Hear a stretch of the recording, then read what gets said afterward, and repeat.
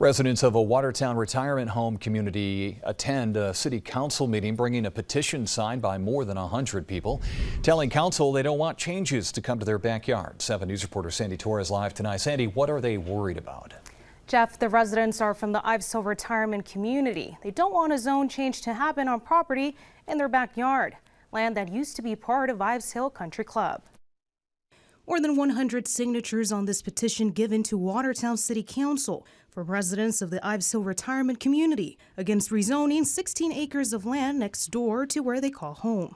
They say it could drastically alter the aesthetic of the area and that construction noise and heavy equipment could make living at Ives Hill unattractive. 82-year-old resident Aaron Loizo was one who addressed City Council Monday night. These people deserve a sedate life, not a life full of construction and restaurants and housing.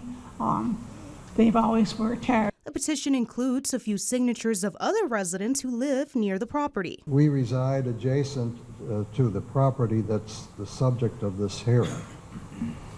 We both object to the proposed zoning change for the reasons stated in the petition submitted to you by the Ives Hill retirement community residents. The land is owned by developer PJ Sameo. He tells 7 News it is not his intent to disturb the retirement community, that while no exact plans for the property are identified yet, he would want any housing project to complement what's already here. Was not my intent, and it remains not my intent today, to do anything that would hurt the Ives Hill retirement community property. However, I have 16 acres adjacent to them that I am certainly entitled to develop. If the retirement community owners or board want to work together as we have been, I will continue to do so in good faith.